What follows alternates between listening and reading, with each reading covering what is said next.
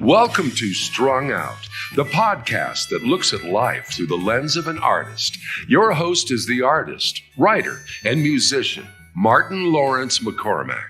Now, here's Marty. Hey, everybody. Welcome back to part 2 of Around the Campfire, and with my friend, Pastor Jacques.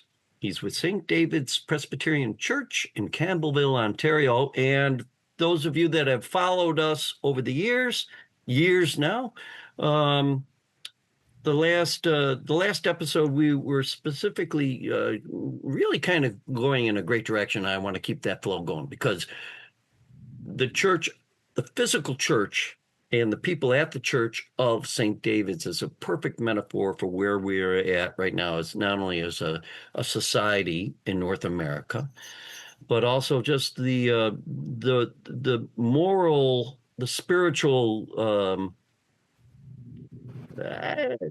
spiritual battle, spiritual, challenges, because, St. David's is a small church. It's had its financial challenges. Right down the street, there's a big mega church. And there's so many wonderful things that, that your life right now is representing. And I just want to kind of come back into, you were talking about the resurrection of the parish. You brought back a lot of things. You were bringing First Nations, the idea of the listening circle. You literally brought your congregation down into the basement where there was warmth during the winter. You have been, passing this light. You've done. Is this the way we have to go? Is to get ourselves free of this whole, weird cult, doomsday cult kind of thing that we seemingly we're enduring right now? And I'll introduce that. Just St. David's has nothing to do with the patron saint of Wales. There was a farmer across the street 160 years ago named David something or other who donated the land to the church and the manse and the cemetery on. And the Presbyterians, in a fit of humor, decided we're going to call it St. David's, which is a bit of a shot at Catholicism. And while we talk about the cults and the evils, and the institutional church is as much a cult. Mm-hmm. The Catholic Church is a cult, mm-hmm. Right? And again, those onion layers of 1,000 years have all been about power and control, mm-hmm. and authority. And the person it benefits the most is the preacher or whoever's at the head of the ladder getting the paycheck, right? And this may be the heresy that they get me on, is the power has to go back to the people. Mm-hmm. And it has to be completely shared, and it has to be circular, it has to be non-judgmental. And I sometimes we call ourselves, us Presbyterians call ourselves God's frozen chosen. Because the deal is, you come to church, you sit in church, and you shut up, and you do not talk. And you do not interrupt, and you make sure your kids are not in the sanctuary making noise. And as we move forward, not only are 4,500 little churches going to disappear, potentially, unless they figure out a different way to do it. The other thing, the supply chain of ordained ministers. I'm the last of the Jedi. Mm-hmm. The professional preacher, nobody's going into it. Last year, Knox College, our main college in Canada, graduated 3 people with MDivs. And where they hit the crunch is nice, lovely people, all from Korea, all English as a second language, and all the old dyed in the wool Presbyterians. I can't understand a word he's saying, and he's not white. Yeah. Right. And so how do you ensure the body goes on, the body of Christ, without the building? Mm-hmm. How do you ensure that the faith moves forward into the hands and laps of future generations who are facing horrendous challenges? You know, how old's your kid? She's 12. She's 12, right? And alive at the time when basically the American dream has died. Mm-hmm. You know, you're not going to go to university to get a job, you know, buy a house, rent, just, right? And that's the same here. You know, all our kids, it's like, how are they going to afford a house? You know, how are they going to afford rent? Where I live, our rent is $3,000 a month.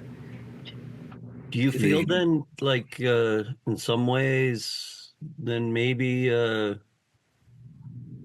is some truth to the fact that, you know, there's a collapse of our culture, that maybe that, you know, the not that the MAGA people have it right, but maybe there's some truth to the fact that they're all banding together because they feel the ship is sinking.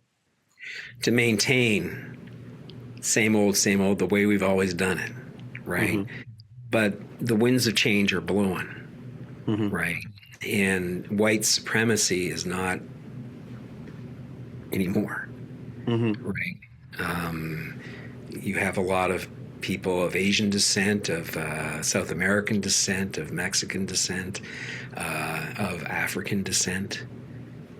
And they are, in the eyes of the Lord, they're valued. Mm-hmm. And they're equal. And this hierarchical division between one group of people and all the others has got to end, and is ending. And those who are bought into it are going to fight tooth and nails to hang on to it. But at the same time, and this is where I guess the forgiveness comes in, I'm not going to get sucked into that. And I'm going to do what I can to empower people to carry on mm-hmm. with the mission that was handed over to us on a beach 2,000 years ago. Mm-hmm. And it's not complicated. What's it about? It's about peace. It's about hope. It's about joy, and it's about love. Peace and hope, joy and love. You have to spend a lot of time figuring out what that means in your own life. The first step is to learn the peace of Christ, to accept the peace of Christ. But then, and this is where we went off track, you're expected to go out and share that peace wherever you go, whoever your neighbor is. Don't get caught up, well, my neighbor's the person who lives beside me. No, your neighbor's the guy in the lineup behind you at Walmart. Right? How do you share the joy? How do you see somebody's hurting? How do you reach out with the love of Christ? You may not be able to eliminate the hurt, but you can pass it on, mm-hmm. right? And that's what we're being called to do. Figure out what the core fundamentals of the architecture of worship are, embody them, and live them. And it's a powerful force. It hasn't changed in 2,000 years. And somehow it's managed to survive through all the nonsense, right?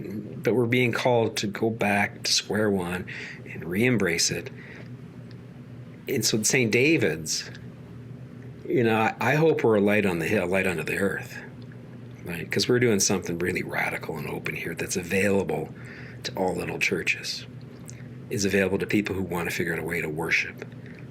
The caveat in that is I got to work in a teaching about how to identify narcissists, right? Because you're going to run into them. It seems like that's like, you know, kind of narcissism is, you know, like the antichrist of all what you're talking about. I mean, it's just that idea that I myself alone am the most important thing. Therefore, you know, everything else is secondary to me. Yeah, and you've been taught, and I were taught in this society. I mean, we got really blessed, man, to be landing on this planet at this particular time. Sure. And I was born in 1958. Are you a boomer? I'm like the very end. Okay. You know, I think there's one more year after me, and then. Yeah, I'm 58. And so I remember, and this is where my theology comes from. I remember the Beatles playing the Ed Sullivan show. I also remember coming downstairs and seeing my mom kneeling on the floor, crying at the TV when JFK was shot. Yeah. Right? I mean, that's foundational. I remember the little kid standing on the side of the road. Sure. Saluting. Yep. I remember the righteous Christians in America exploding because John Lennon dared to say, well, we're more popular than Jesus. Right? And they all started burning their albums. Right? And if only John had been able to say, well, you may, but you know what? 50 years from now, you're going to have this guy up at the top who thinks he's more popular than Jesus. Well, he thinks he is Jesus. Thinks he is Jesus. But in that, growing up in the 60s and early 70s, one of the shifts came. The music was very powerful through the 60s and 70s. You just had a complete smorgasbord of different styles from Motown and the British invasion. We had our own great stuff up here in Canada. And if you go back and look at the top 100 Billboard charts, 69, 70, 71, 72, you'll find lots of religious references. Jesus made the top 100. Sure. Greenbaum, Spirit in the Sky, right? Put your hand in the hand of the man who stilled the water, right? Lean on me.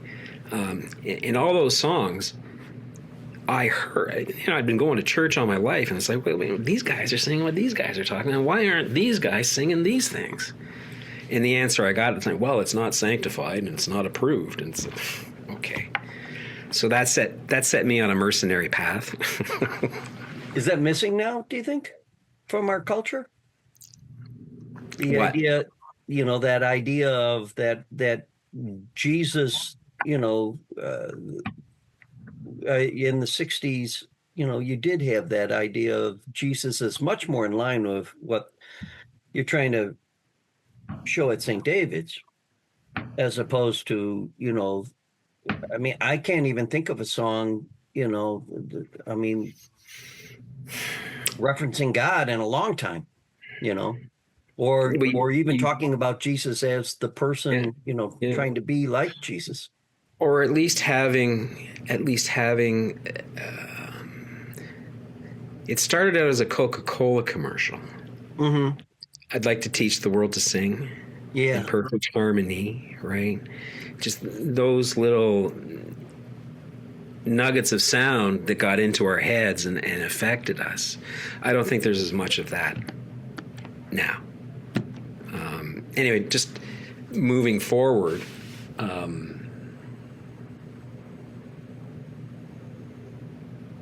I lost my thought. I interrupted you. I mean, you were talking about that, you were turned on by the fact that the culture of the 60s, the references to Christ in the music, at least, was, something that was not the way you were necessarily raised. It was something refreshing, and that kind of armed you for, I'm assuming you're going to say, like, my calling as a minister. Because it was unencumbered, and it wasn't shrouded in layers of an onion of pomp and circumstance. Right. The message of the music of that era was peace and hope, love, and joy. Joy to the world. Three Dog Night. Who wrote Joy to the World? Oh, I know. Hoyt Axton. Hoyt Axton. Right. Yeah, we just played with his son. Far out. There's a bit of serendipity. But those four thematic things were peppered throughout the music of that era, no matter what genre, no matter whether they're coming from Motown or New York City or London. And the other thing that affected me, it's going off on a tangent, is running home after school to watch repeats of the original Star Trek series. Oh, wow. And the mess in the Star Trek universe, William Shatner and Mr. Spock and Doc McCoy, there was an egalitarian? What's the egalitarian. word? Yeah. Egalitarian equality. Right. Right. Uhura kissed Captain Kirk, that was the first time a black woman kissed a white guy on TV, and it caused an uproar. But what I saw in all that is, okay, I don't know if it was intentional on Ray Bradbury's part or not, but there's an underlying gospel in Star Trek. It's not in your face, but, you know, the prime directive, right? Do no wrong. Don't alter. So here you are, you know, a couple thoughts are going through my mind, and one of the things I wanted to say to you is you're raised in a time of so much hope, so to speak, optimism, that, you know, we might be able to come together, you know, as people spiritually and everything like that. How do you keep going when you are, you know, you are in the trenches with this church, you know, the brick and mortars structure, but you also have the people, and you know, you're preaching the message, but down the street, and I just want to keep bringing that back because I think it's an interesting analogy. Down the street, you have this big, you know, multimedia behemoth. Gospel of prosperity. Yeah, and it seems like it's you know, where's your feeling of like, you know, is God playing a fast one on you? Are you, you know, how do you feel at the end of the day when you have just paid the heating bill and the Gospel of Prosperity Church is, you know, adding on?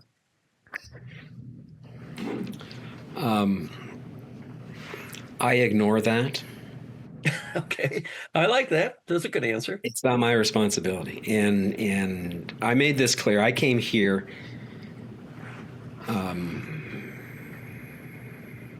I was brought here, I was called here at a time of great turmoil, not for the sake of the institution, not for the sake of the building, but for the sake of the people who are here.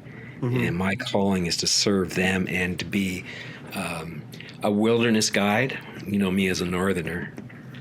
I like that. We live in a wilderness. I'm the wilderness guide. The key thing about being a wilderness guy is not to get too far out in front of the pack. True. Right. True. I get going sometimes, but I keep coming back and like, come on, come on, come on. It's like Moses. You know, the people were enslaved in Egypt, right? Our culture has been enslaved mostly by money. The root of all evil is money. And we're living in a time when we're being called out of bondage, out of slavery. Not everybody's going to agree with me on this one, but boy, oh boy, we're enslaved, you know, paying bills, worrying about this, worrying about that, worrying blah, blah. The Hebrews in Egypt in slavery, it wasn't necessarily like the slavery that occurred in the United States of America 150 years ago. The slaves in Egypt building the pyramids were well fed and housed and cared for because the Egyptians knew that without these people, it just wasn't going to work. And Hollywood gives images of whips and chains and whatever. I don't know if you can go that far. I think they were cared for, which was the rub. When Moses came along and said, got to get out of here, let's go. Sure. And out into the wilderness they go. And, you know, well, I'm not getting fed, and I don't have a place to sleep, and my shoes don't fit, and I'm tired, and and we got to go back. We had it so much better back there in America than it was. And Moses, no, you can't go back. Well, let's build. He goes off to get the tablets, right? And he comes back. What had they done? Right. They amalgamated all the gold and they built a golden. Is that familiar? And as a wilderness guide, following Moses' lead and Jesus' lead, but just what you got to do to get them through the wilderness. My job is to get them through the wilderness, hoping that there is a promised land that we're marching towards, and knowing I'm probably going to be like Moses and I'll get to the front door of the promised land. Mm-hmm. Right? My job's to get them there. My job's not to get into. And when you're traveling the wilderness, when you're in the eye of the hurricane, when you're in a storm at sea, what I'm trying to do here is help a small group of people find, at the very least, a life raft, if not a life preserver, mm-hmm. so that you can weather the storm. Sure. And not give up hope. And keep fighting. I was baptized in December of 1958. And my representative elder, George Farrow, who just passed a week ago, he stopped prostate cancer treatment about 2 months ago, just because, it was affecting everything. And then he fell and broke his leg. Wow. And spent a month in the hospital while they restitched his leg together. And then he got back in the hospital because the cancer was he got salmonella poisoning in his knee. How the hell you get salmonella poisoning in your knee? I don't know. That just sounds. And then it got into his blood system. Oh boy. And I'll send you. I have a picture I took of George with his son's permission. They finally got him home because he wanted to die in bed. Mm-hmm. And George is a very famous architect here in Canada. He designed the Oakville Public Library, the Centennial Pool, the Arts Center. He designed multiple hospitals across this country. He designed the Center for Disease Control in Winnipeg, which was the first place to come up with a COVID vaccine.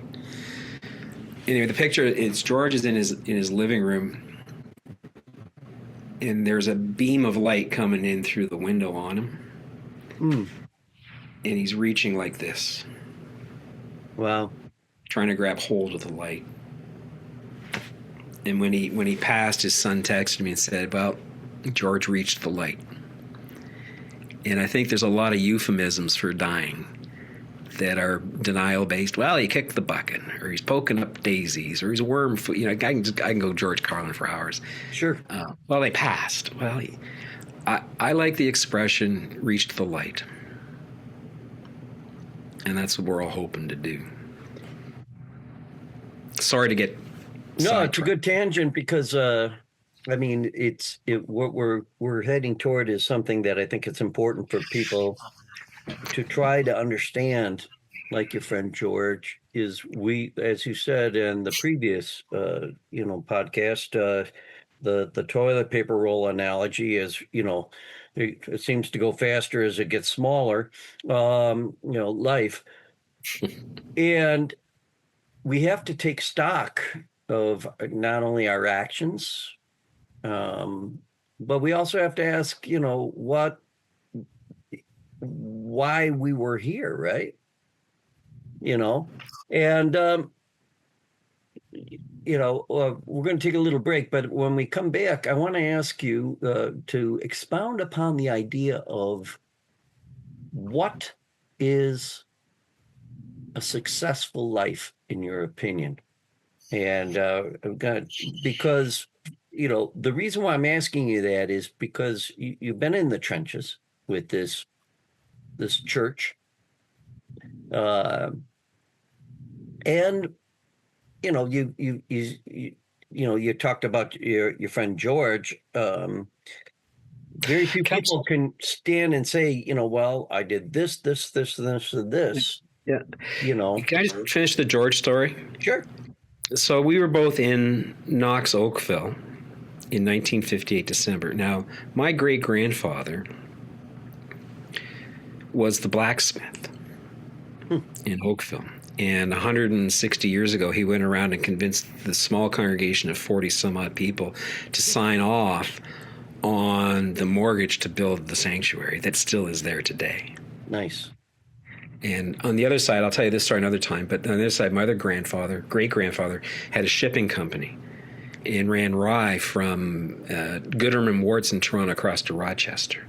And when they got to Rochester, they would get people at the end of the Underground Railroad to unload the boat, and then they allowed them to come on the boat and get the hell out of the States. He brought over 600 people across the lake to Ontario, to the point where the Yankees put a bounty on their heads. Wow, that's great. But he had the two fastest schooners on the lake, and they never caught him. Anyway, when I was baptized, so we were in 1958. George was just finishing up his final year of University Toronto Architecture School. I had just picked up my visitor pass and popped into the plant. I was baptized in December of 1958. And the person who baptized me was C.K. Nichol, who was the chaplain to the 48th Highlanders who landed on Juno Beach at the end of the World War. So I was baptized by a warrior. And it's been a part of my life. Mm-hmm. Something got passed on. Persistence, I think, is the... You never learn. Anyway, let's go for a break. Well, we're going to take a little break, and we're around the campfire here with Pastor Drew Jacques, and he is at St. David's Presbyterian Church in Campbellville, and we're really kind of it's interesting. We're kind of getting into that idea of at least I'm pushing in this direction. That idea of we all want to be relevant. We all want to be able to say that we did something with our lives. So taking stock of your life is kind of where it's at. And I think we're witnessing people that are so afraid of relevance or being irrelevant that they'll go to great extremes to, and this is where the narcissism maybe comes in, to try to prove that they are relevant. So it's I've got the right guy to be talking about this too, with Pastor Drew. So we'll be right back after a break. You are on Strung Out.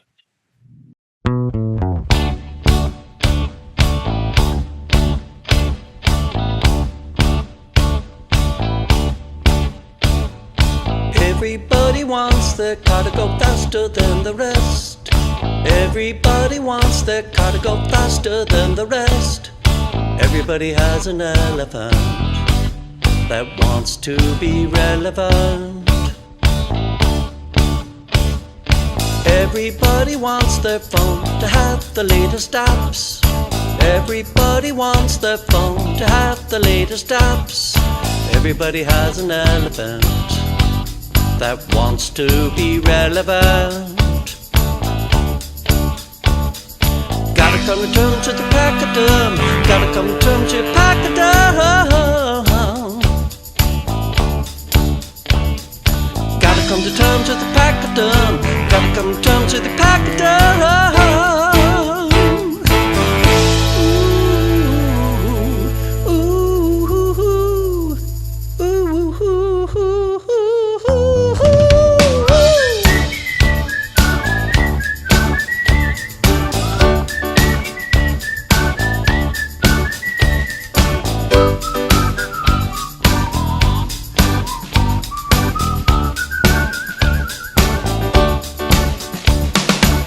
Everybody thinks the story is all about them. Everybody thinks the story is all about them. Everybody has an elephant that wants to be relevant. Everybody thinks the world revolves around them. Everybody thinks the world revolves around them. Everybody has an elephant that wants to be relevant. Gotta come to terms with the pachyderm. Gotta come to terms with the pachyderm.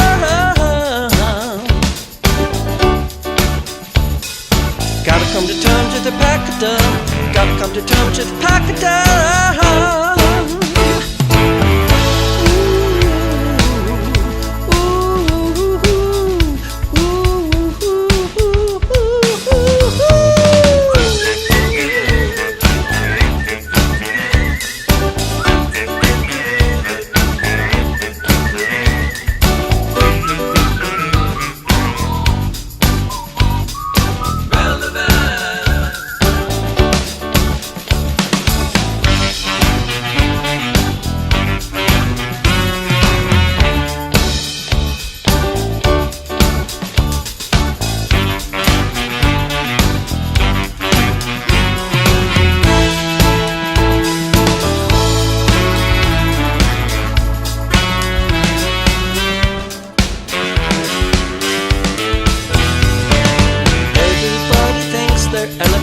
biggest in the room. Everybody thinks their elephant's the biggest in the room. Oh, everybody has an elephant that wants to be relevant. Yeah, everybody has an elephant that wants to be relevant. Yeah, gotta come to turn to the back of the gotta come to turn to the back of the yeah, gotta come to turn to the back of the gotta come to turn to the back of the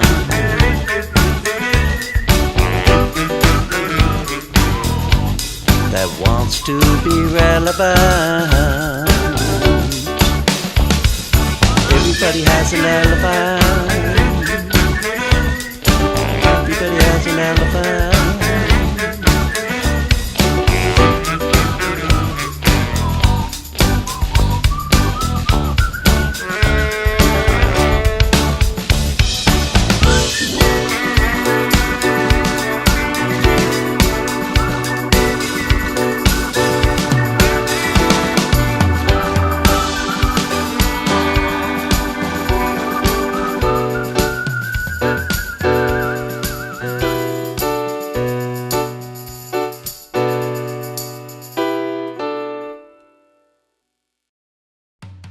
Hey, want to show your support of Martin's artist endeavors?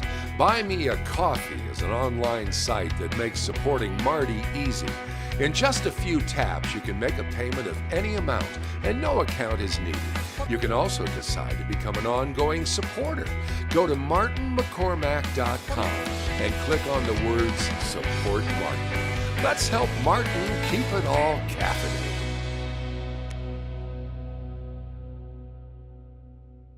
And we're back. And in this last bit,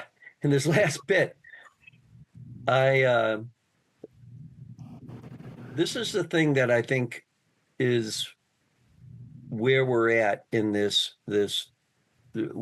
human spirit is being challenged by the technological leaps to the point where we are groomed now through social media. This is just my opinion, that we all have to feel that we're significant, Well, that's the myth. That's the myth. Right. The myth of significance in the sense that, you post on Facebook your vacation.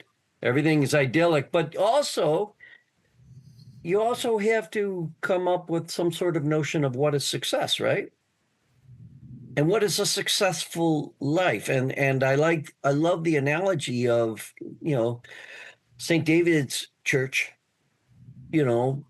hacking away, working hard, doing, the Lord's work.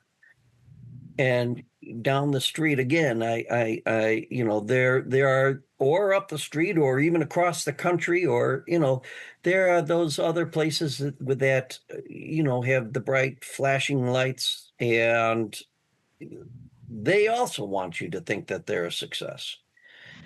So what's success there, Reverend? Well, let's start with the myth. Okay. How about a snippet? A snippet. Oh yeah, let's go. I'll just give you one. What's the difference between a Jeep and a Harley Davidson? I don't know. Or sorry, what's the difference? What's the similarity between? Oh, what's the similarity? Okay, They're both myths. They're both I like myths. That. I used to ride a motorcycle and cross country every year. Me and my buddy would hit the Rockies, and you're riding your motorcycle. And we both had, they were called Suzuki VX 800s. It was a V-twin shaft drive, liquid cooled, 22-liter tank, 400, 500 kilometers range. Beautiful bikes. Yeah. And when you're riding a bike, people will wave, except the Harley guys wouldn't wave because you weren't riding a Harley Davidson. They would only ride, right? We bought into the myth, okay? And so the myth of possessions as a marker of success is what we've bought into. And the hyper-evangelical prosperity gospel is if you believe in Jesus, you are going to achieve the markers of success that we think are success in our society. Wealth, status, whatever, you know. And one of the things that the Spirit is blowing away is that untruth. The truth of a successful life is not what you possess, not the material goods. You never see a U-Haul trailer being pulled into a cemetery by a hearse. You can't take it with you. And I think that's a country song. It's got the makings of one. It should be, yes. And just as an aside, if you really want to get back at your kids, don't get rid of anything. Just leave it all to them, and we'll let them sort it out. Oh, I'll tell you what that is. You know, and we're at a phase where Lisa, we got to downsize. And it seems it's my stuff that has to be downsized first. Yeah. Right. I guess that's just the way it is. But it's interesting. I mean, okay, let's keep going with that, because downsizing, that's interesting where you're going, because you do carry a lot of stuff with you. But does that, in the subconscious, do people look at in the subconscious, say, okay, I have this stuff, therefore this is defines kind of to some degree who I am and what I've done. It proves my value. Mm-hmm. Possessions prove my values. I'm looking at your original late 70s, early 80s Fender hardshell case over your shoulder there. Mm-hmm. Ask me how many guitars and basses I have. How many do you have? I'm one shy of too many. Oh, boy. Okay, so you collect. But I got to let it go, Yeah. And I think all this, we're all hoarders in this society, mm-hmm. right? And we don't realize the damage we're doing to the planet because of it. Mm-hmm. And just another quick little aside in this mix, last week it was 43 degrees Celsius with the humidex here. Do you know what 43 degrees Celsius is in Fahrenheit? Isn't it like 118 or something? Or 114. Damn. You multiply the Celsius temperature by 2, add 30, and you get Fahrenheit. You guys were that hot? That's not good. No. And our guru of saving the planet, David Suzuki, mm-hmm. has come out and said, we've blown way past the point of no return. It's just not going to get better. And there's a crisis coming there. And in part of... And I'll get back to what is success. Success is not what you own, it's what you do. And Jesus set the metaphor for success when he said, I was hungry and you fed me. What you did to others, you did to me. That's our template for success. The possession acquisition one goes down the road of I was hungry and you gave me no meal. I'm not going to share with you. I'm number one. I can't. Right, so it's what you do. It's being willing to sit and just cry with somebody in a moment of sadness or grief. That's a success.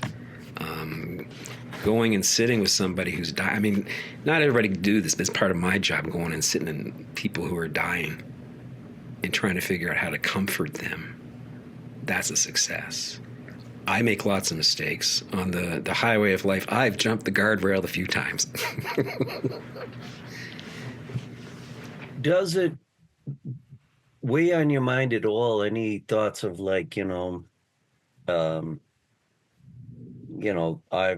my congregation is X number of people, and geez, I wish I had it 4 times as many, or if it was just 2 people, what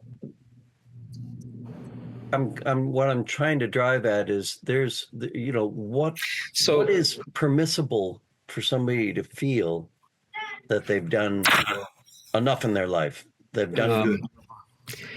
Yeah, I ponder that. You have to ponder the mistakes and the failures. In the end, I hope I'm judged on the little things I did mm-hmm. that were positive.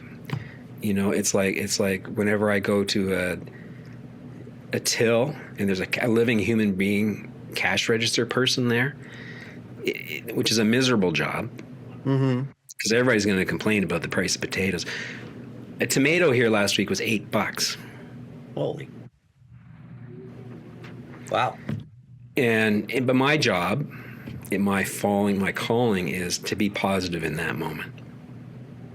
And if I can make somebody smile, that's a success.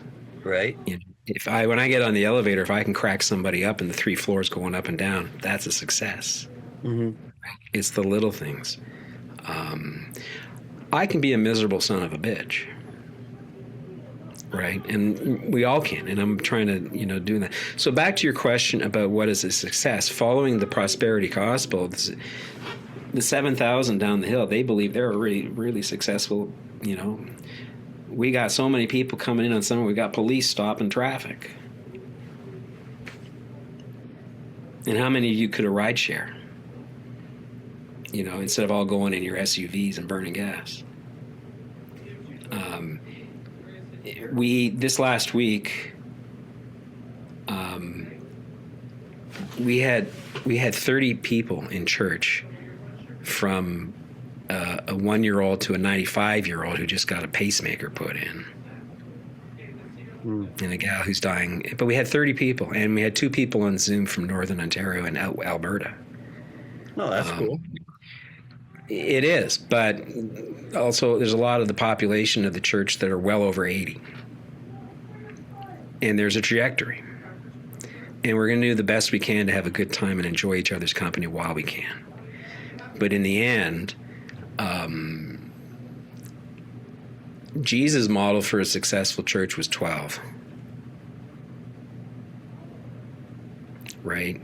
The reason for the mega churches and the prosperity churches that are driven by the narcissists who want to make more money, by conning people into thinking, well, if you do me, listen to me, and you're going to have all the jets and planes and whatever. You know, and there's so many people buy into that, and that's not the way, that's not the truth, that's not the life.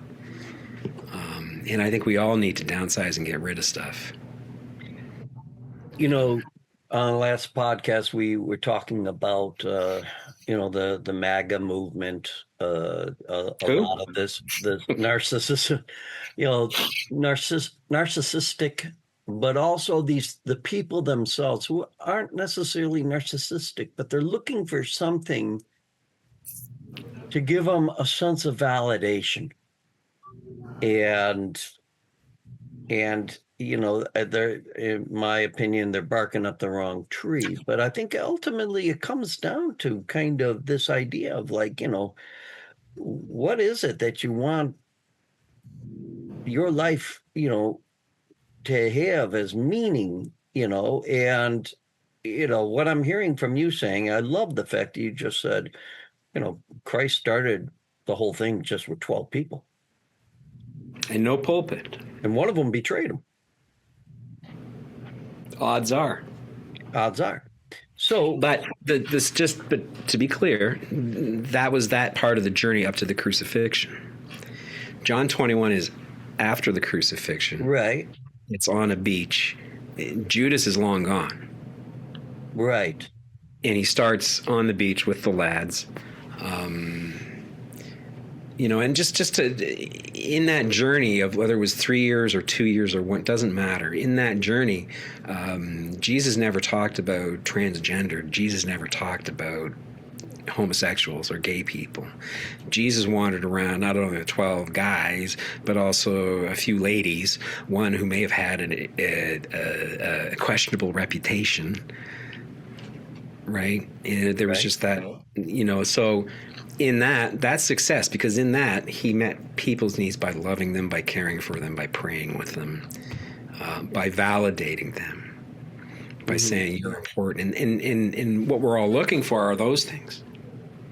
And I think when we don't get it, then we look for validation elsewhere. And if nobody comes up and sees you, Marty, warts and all, singing this damn Irish stuff. Right. You know, I'm kidding, but it's just. No, I think, I have to, I have to think about that in my own ministry, if you will. I mean, performing music. My joke is whoever touches the most souls wins. That's kind of the Marty Maxim. I mean, that idea. However, That's success. yeah, That's what success is. You have a spirit, you have a soul, you've been given a gift, and you've received the teaching, and you've accepted the passed on responsibility to pass on and share. mm-hmm. This is not something to be hoarded. So, with going back to St. David's, then, do you tell your congregation? It sounds like you have. I mean, you've created this beautiful idea around the campfire, of which this series with you is called. We're around the campfire and we're talking about, you've literally created the campfire with your parish. And how do you think what is your advice to people who are like, well, I'm not a minister, I'm not a musician, I'm working behind a cash register. How do I get the campfire going myself? Well, send me $20 and I'll send you the plan. There you go. Sorry. We'll put the address up on the screen. No, you don't have to create a campfire. You need to find someone else who's got the campfire going and join with them. Mm-hmm. And maybe someday circumstances will put you in a place where there is no campfire, but you know how to build one, and you build one. Mm-hmm. Okay, start with that. There was another part to this question.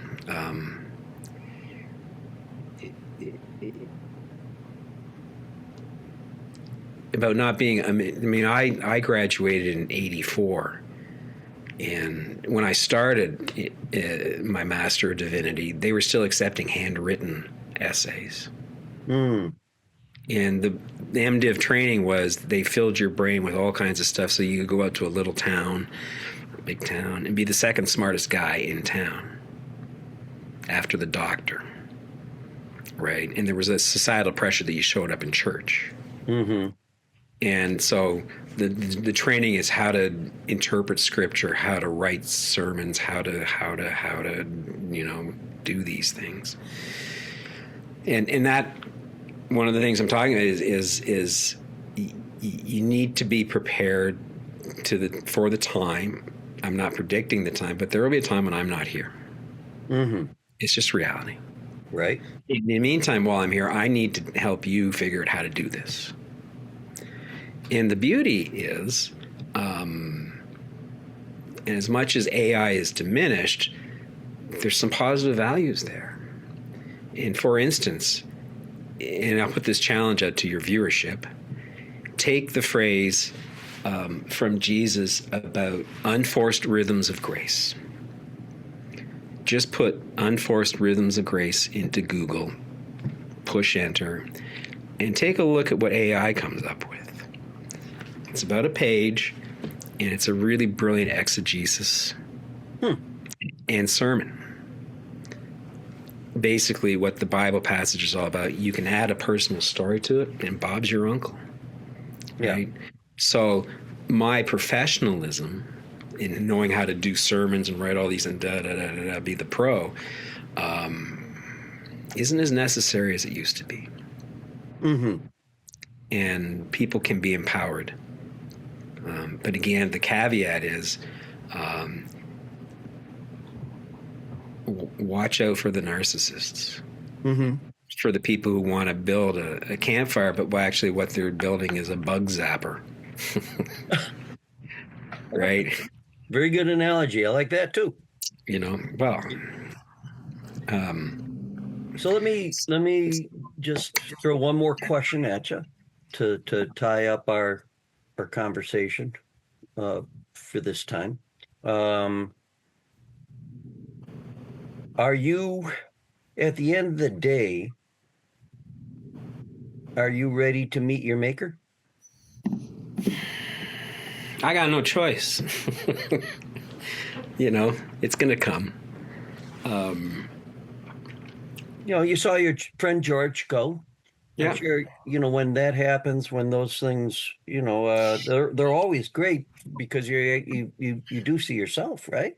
You know, so, you know, my question again, like, you know, at the end of the day, you know, are you ready? I don't know if we can ever prepare. I'm certainly accepting. Okay.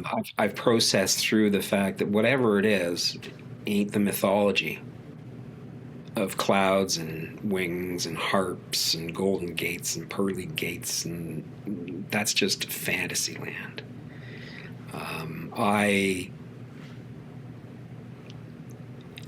Energy can neither be created nor destroyed. I would like to hope that there's something in me called a spirit that is separate and apart from my body that will go on.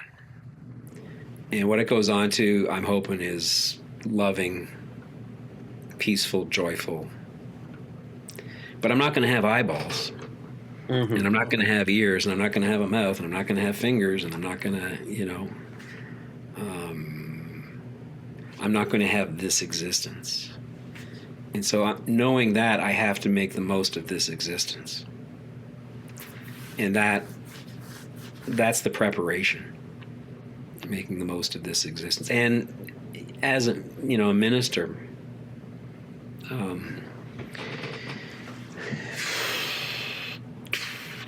13 years ago, my dad, I was still living in Northern Ontario, and I did 75,000 kilometers one year running back and forth to try and help my dad with cancer treatment.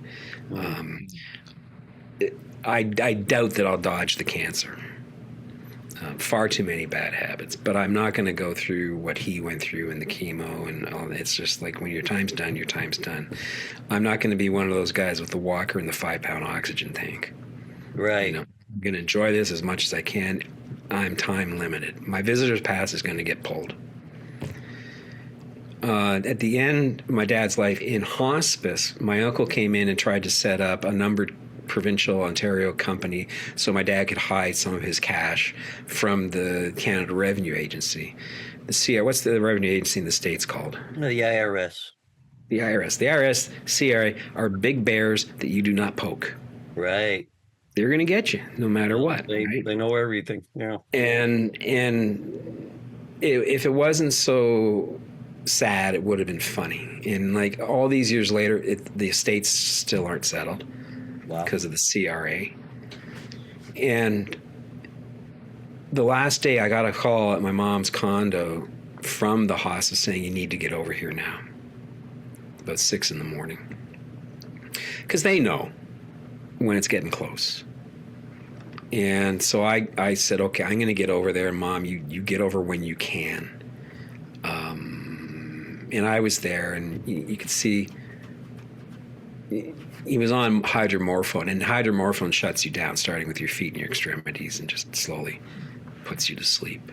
And my mom eventually got there, and then got a call from somebody at the bank, and she had to go and sign something before my dad died. Wow. And it's like, okay, go. You have to do this. Just go, and I'll stay until you get back. And she left.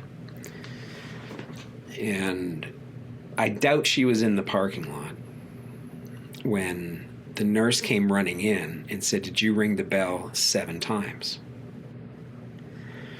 And my dad was Navy, and 7 bells meant you could have a drink on the ship, right? So this nurse comes running in and says, did you ring the bell 7 times? And I just sort of pointed at my dad. At this point, you could just sort of see his pulse going. And she goes around to the other side of the bed. And she gets her stethoscope out. And then there's like this whoosh of light. And it was my dad's spirit. And I saw, not necessarily my physical eyes, but my spirit eyes, I saw he was young again. And he was running after my mom. Mm. And he died. And I've seen that more than once. And something goes on. I can't tell you what it is, but something goes on. And it's an eventuality for all of us. And I think if we took that more seriously, we would change the way we live. Because what's important is right here, right now. Touching souls, being touched by souls. Well, this has been a most excellent conversation around the campfire, and I'm glad we're Take off, eh? Yeah, glad just what a great way to kind of end it, because I think you just nailed it, talking about at the end of the day it comes down to 7 bells, right? I mean, I hope everybody that's been listening to this is inspired by what I like about you, Pastor Drew, is you tell it from you shoot from the hip, and you just you're talking about these were earned. Indeed, they were, but you're looking good. You look like you're in the peak of health. Yeah, well, it may be my blood pressure. Don't go there. I gotta worry about that for myself. Always a pleasure, Marty, and we'll have to do it again. And we got 1 minute. Yeah, we got 1 minute. It's your. So in the last year, the Presbytery was directed not to talk to me in the session because we were involved in a legal battle. Right. And they cut us off from any sort of discussion. And while they cut us off, we started Circle Church. We did 3 jazz concerts. We have a professional choir rehearsing here all year long. We've got a theater group rehearsing here all year long. The Wilderness Adventures of Ontario use this as a meeting place. We have this thing called the Dream Kitchen. I don't know if you can see that. Yep. And nice. what the Dream Kitchen is, that's Chef Brandon. And they meet here Wednesdays and Thursdays, and it's a group of neurodiverse young people. It used to be called autism. Sure. And what Brandon does is he teaches them culinary and cooking skills so they can get a job. Great. By making 75 meals every Wednesday, every Thursday that gets passed out to seniors' homes and homeless people. We also had once a month we do a community kitchen dinner where the Dream Kitchen cooks the dinner. Last month we raised $1,200. Oh, that's great. We got the Milton Community Resource here with their summer camp. We're doing a repair cafe. Have you ever heard about a repair cafe?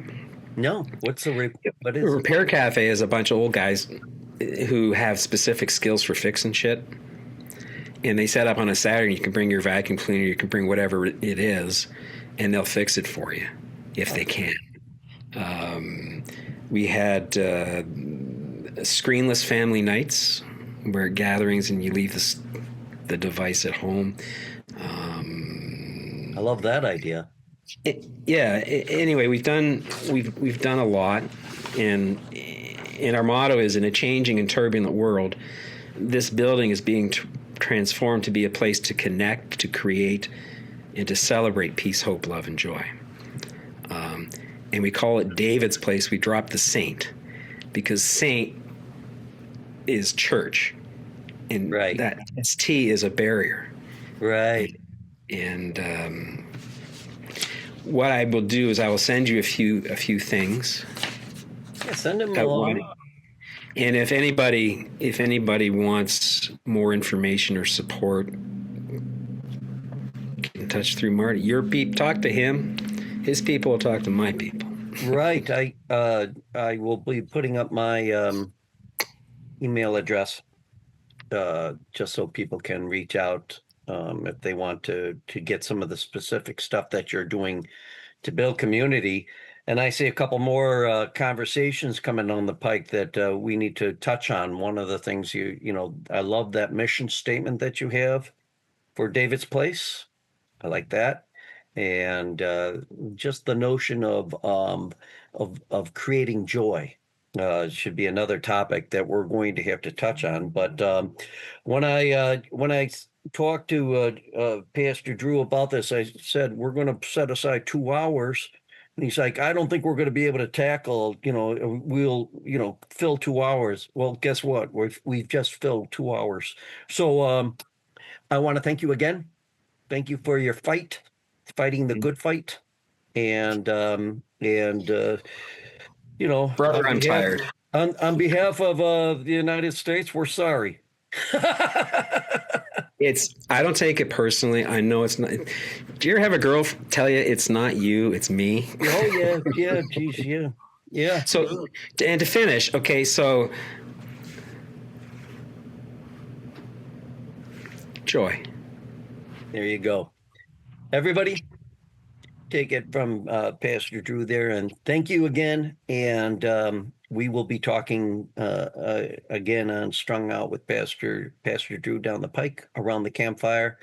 And thank you for listening and checking in all the stuff that's going on. And stay tuned and talk about this to people. Talk about what we're doing. We're just trying to build a more joyful and connected world with art. And I'm focused on people in the here and now, but you've developed a community at Campfire as well. Yeah. That's equally valid. Right? Yeah. I definitely feel that. It's, with the music and everything like that, and that's why it's important to talk about this stuff to kind of find that spiritual lodestone that we all need to know that we're heading in the right direction. And that's kind of what life is about, finding our way back home, right? So, all right, guys, peace, and we'll talk to you soon. Thank you for listening. For more information about this show or a transcript, visit martinmccormack.com. While there, sign up for our newsletter. See you next time on Strung Out.